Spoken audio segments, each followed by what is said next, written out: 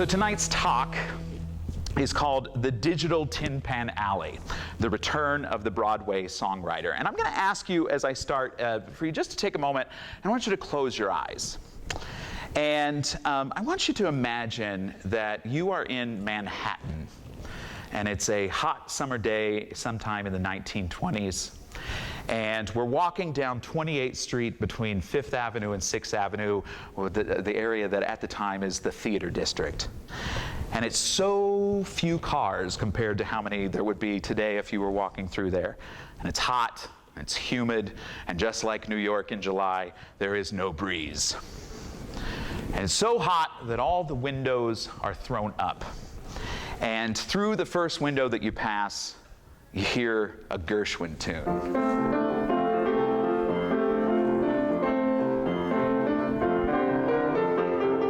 And the next window you pass, there's a Rodgers and Hart tune coming out.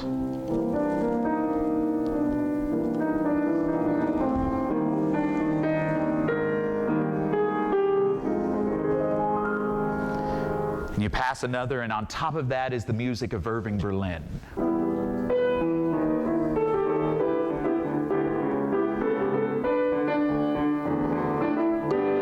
And just to mix it up a little bit, there's a little George M. Cohan.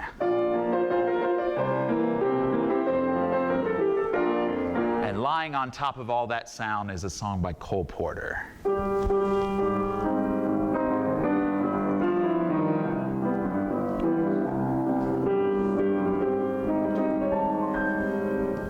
Doug Morrow, everyone.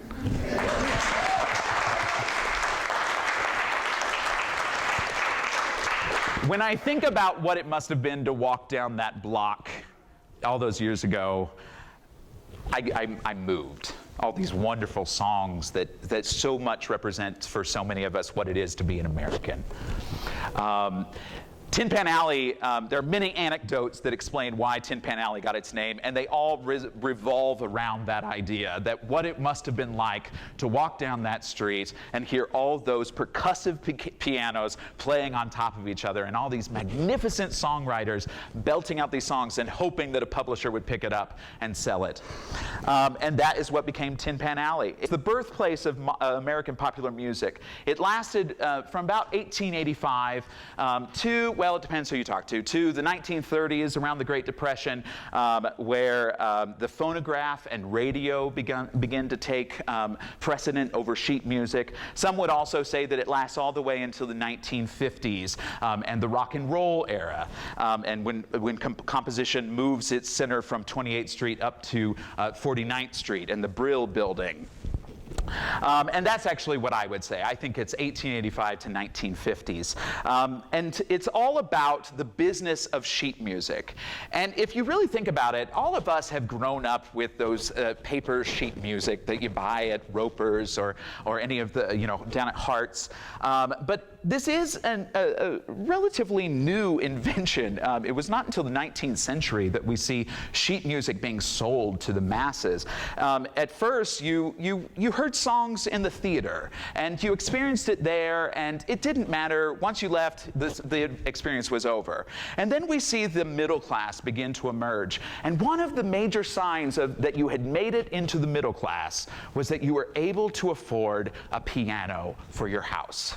And we see upright pianos beginning to pop up, not just in people's living rooms, but also in ice cream parlors and in bars and all these different types of places that we start to hear music being incorporated into. And because of all of these people suddenly having access and an interest in understanding how to play music, we see the sheet music business begin to emerge. And it was such an interesting time, because you have people like Irving Berlin, who is writing songs that are then being put into musical comedy revues, and then he shows up, because no one knows he's Irving Berlin at the time. He shows up at the theater and keeps calling out for encores of the song that he's trying to publish. And this was actually quite common. There's another story about George Gershwin when he was a song plugger, because that's what they were called. Those people who played songs hoping that people would get them so stuck in their head that they had to go buy the sheet music. George Gershwin playing one particular song he was trying to sell. I don't remember what the title was at the time, but he's at the races, and there's something like 5,000 people at the races that day, and they just keep playing the song over and over and over. And it doesn't matter how many people scream at them, and everybody leaves humming the tune as they walk out the door. And this becomes such a major part of the construction of musical comedy as well. If you look at one of the Rodgers and Hammerstein shows even, The King and I is a perfect example. The song Something Wonderful that the King's wife sings. There are something like 5 reprises of that song during the course of the show. And they try to make it all be because she keeps needing to sing this song over and over, acting-wise. But really it was so that you got it so stuck in your head that you went out and you bought the music. And that's why Richard Rodgers is now a commodity held by a Swedish financing company. Because he was very good at doing that. Just to tell you how lucrative this was, in 1892, how many of you remember the song, After the Ball is Over? 1892, that was written, and I'm sorry, it was written in 1891, it was published in 1892. It sold 5 million copies, which, if you figure that, as best I could tell by looking at old copies of this, it sold for as little as 25 cents a sheet and as much as 60 cents a sheet. Multiply that by 5 million, and that was one song that publisher put out. That's some pretty good cash right there. And to tell you how Tin Pan Alley grew, there were all of these entrepreneurs who had been running clothing stores like a year before and had been, Whitmark, Isidore Whitmark, who is the namesake for Tams Whitmark, who holds the rights for My Fair Lady, which we'll do next season. He was originally selling water filters, and he left the water filter business to begin publishing music because it became so lucrative. And so we see theater composers beginning to become very famous because of their sheet music being sold. And so this time period encompasses what we all know and love as the American Songbook, right? The American Songbook is primarily the 1920s to the 1950s. We think of it encapsulating the end of World War I and going through and just past World War II.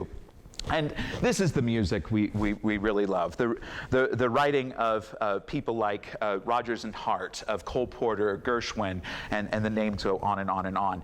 The things about this music is the majority of them all follow the same format. They're a simple AABA form, which means that you get 8 bars of a melody, and then we repeat that 8 bars again, and then we get something a little bit different for 8 bars, and then we bring the first 8 bars back one more time just to make sure you got it. Okay? It's 32-bar form, and just to give you an example of what one of these songs might be, I'd like to welcome up today sophomore music theater major Joe Castaneda.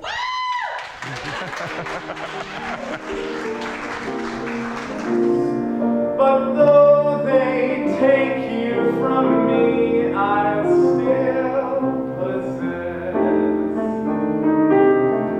the way you wear your hat, the way you sip your tea, the memory of all that. No, no, they can't take that away from me. The way you smile just beams, the way you sing off key, the way you haunt my dreams.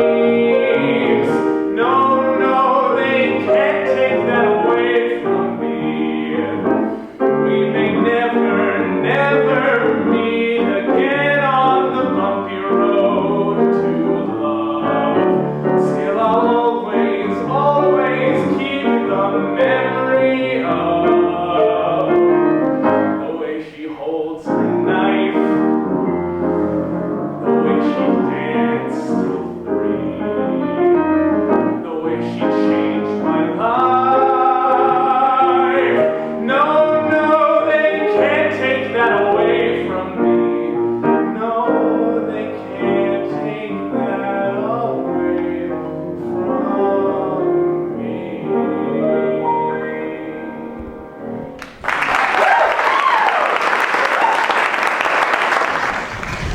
And so the American Songbook primarily is about one of 3 things: love songs, Yes, one person singing about their love relationship with another person, telling a story of some kind, narrative, although usually short, or comedic or novelty numbers, right? Take me out to the ball game, right? And so it fits really well into music theater at the time, musical comedy. And if you remember back to our talk about Avenue Q and how musical comedy typically was really just a play written as they wanted to write the play, and then they shoehorned songs into it to make people stay for the play. And that's how all these composers made it. But as we get to Oklahoma, and as Richard Rodgers stops working with Hart, and starts working with Hammerstein, suddenly things in musical theater become about being as true to the characters and as true to the play as we possibly can with every composition that's made. And so suddenly we see a shift in what the aesthetic of musical theater is. Something else happens around the same time. In 1956, this guy named Elvis Presley gets on TV and shakes up the world. Rock and roll is here, and it sounds differently than Broadway at the moment. And for a moment we see Broadway, which has been so married to American pop culture, begin to split away. And American pop culture and American pop music is going in this direction, and Broadway is headed in this direction. Suddenly songwriters become composers. Richard Rodgers, who wrote some of the greatest jazz tunes today, then became this well-thought-through composer, writing only for the purpose of the play.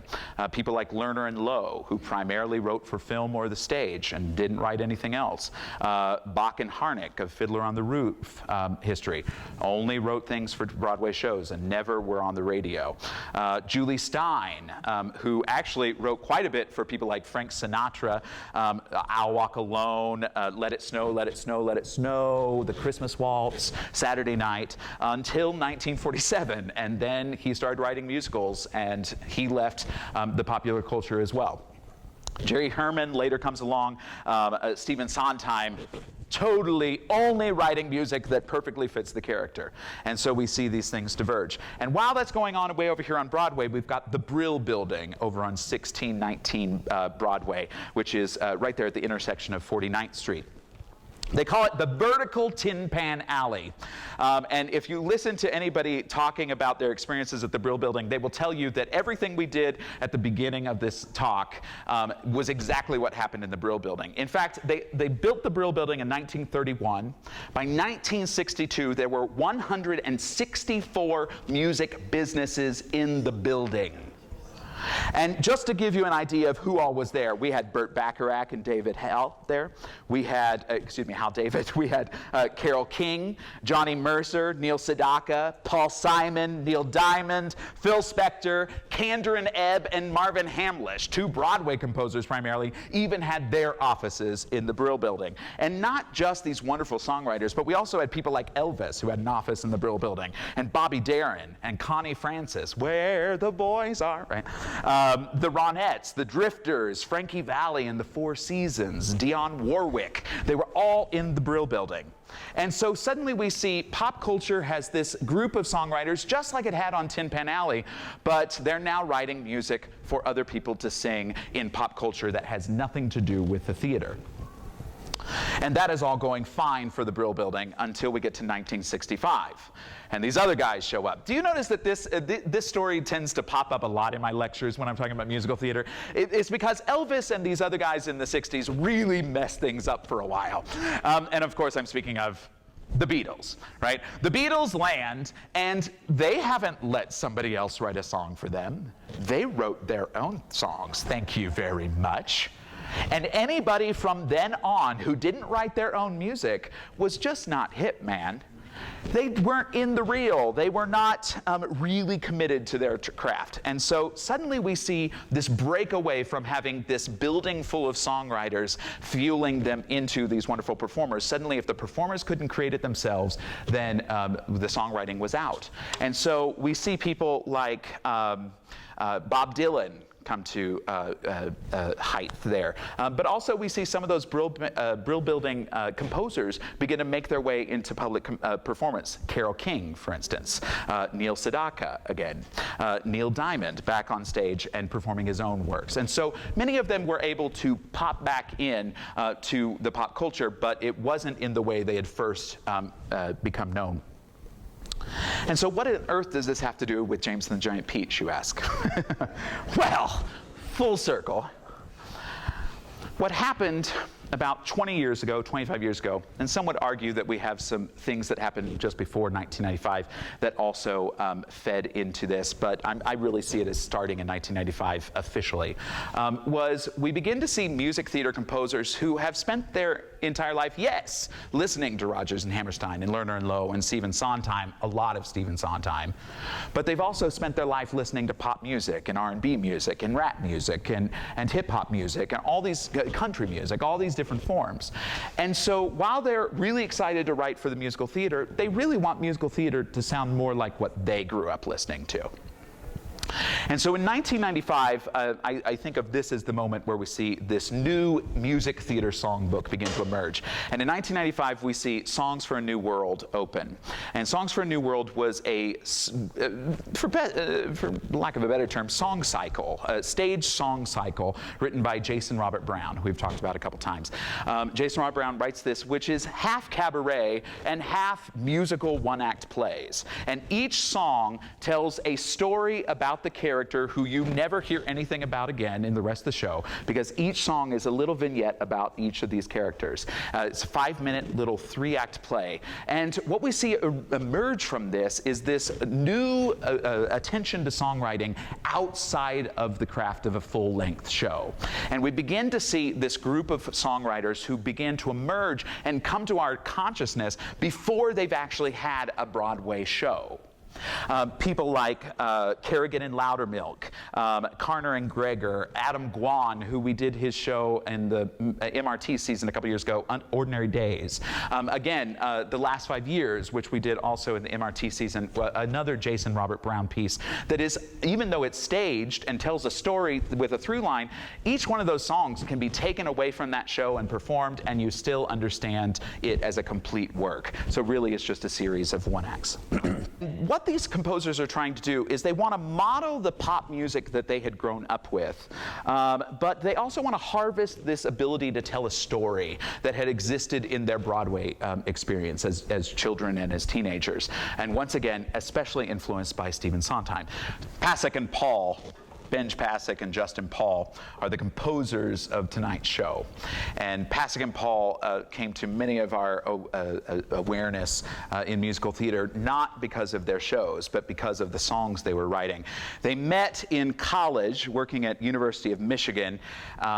Excuse me, not working there. They were studying music theater at University of Michigan. And in 2005, they wrote their first song cycle, a stage song cycle with a storyline through it, much like the one I mentioned before with Jason Robert Brown, and it was called Edges. And these songs were our first introduction to who these young people who primarily worked out of Seattle were creating. And then 5 years later, they get hired to write the music for the adaptation of A Christmas Story. You'll shoot your eye out, you know that one. The musical adaptation for that, which opens in Seattle at the Fifth Avenue Theater, which is well known for being a stopping point before things make it to Broadway. And the same year, they wrote and produced James and the Giant Peach. James and the Giant Peach premiered at Goodspeed Musicals, and then later its most well-known production was again in Seattle at the Seattle Children's Theater.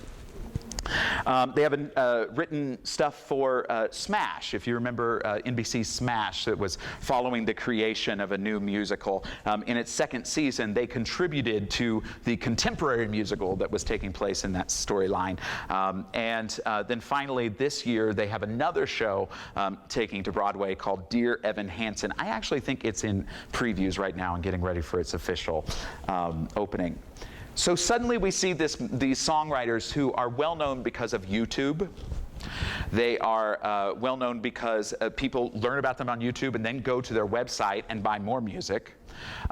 They go to the specific website we call newmusicaltheater.com, and it is full of probably 7 times more list of composers than what I've already named tonight. And these people are able to make a living before they get their Broadway show by selling their songs. And that's why I call it the digital Tin Pan Alley. I think Chris and I would probably agree on this. I remember 10 years ago when I started, and that's about the time you started here, when this was all kind of starting, and we really didn't hear about it that much. And what would happen is our students would bring in all these songs. It's like, hey, I got this new song by Karner and Gregor. I've got this new song by Kerrigan and Loudermilk. New song by Pasek Paul. And that's why we started researching all this. And now these people are the people who are writing today's Broadway shows. I hope you enjoy the show. What I want you to keep in mind while you're watching it is that each of these songs are little one-act plays. They push the story forward at all points. And the real thing I want you to remember is this is the first time in my entire career that I'm directing a show by people younger than me. That's how new it is. And so that's our talk for the evening. I hope you enjoy the show. Thank you for coming out tonight very much. Thank you.